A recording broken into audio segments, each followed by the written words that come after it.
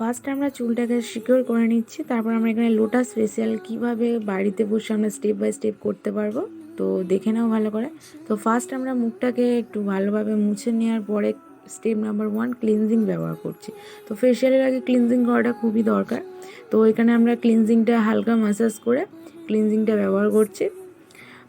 ব্যবহার করার পর এখানে মুখটাকে ভালো করে মুছে নিলাম। তো ভালো করে না মুছলে আরও প্রবলেম থাকে। স্টেপ নাম্বার 2তে তোমার স্ক্রাব ব্যবহার করছি। তো আমাদের মুখে যে মৃত কোষগুলো থাকে, যে ট্যান পড়ে, তো তার জন্য এখানে স্ক্রাব ব্যবহার করাটা খুবই জরুরি।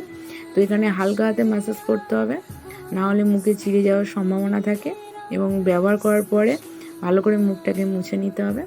তো স্টেপ নাম্বার 3তে হচ্ছে ম্যাসাজ ক্রিম। তো ফেশিয়ালের মধ্যে ম্যাসাজ ক্রিমের ম্যাসাজটা করাটা খুবই দরকার। তো ম্যাসাজ ঠিকঠাক না করলে মুখের স্কিন ঝুলে যাওয়ার সম্ভাবনা থাকে, তো আরও দেখতে খারাপ লাগে।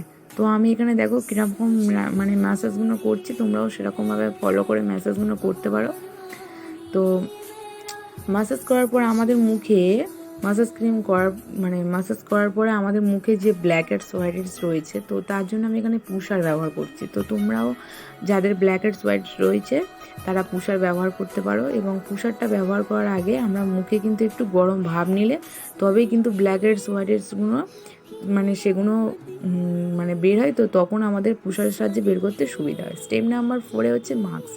তো এখানে আমরা মাস্ক ব্যবহার করছি। তো মাস্ক ব্যবহার করার সময় কিন্তু কোনো হাতে জল ফল নেওয়া যাবে না।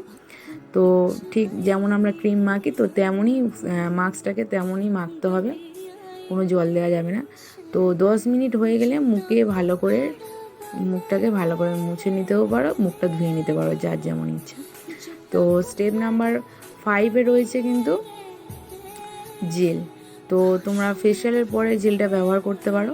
তো ভিডিওটা ভালো লাগলে কিন্তু অবশ্যই লাইক কমেন্ট শেয়ার অবশ্যই করবে ভিডিওটা।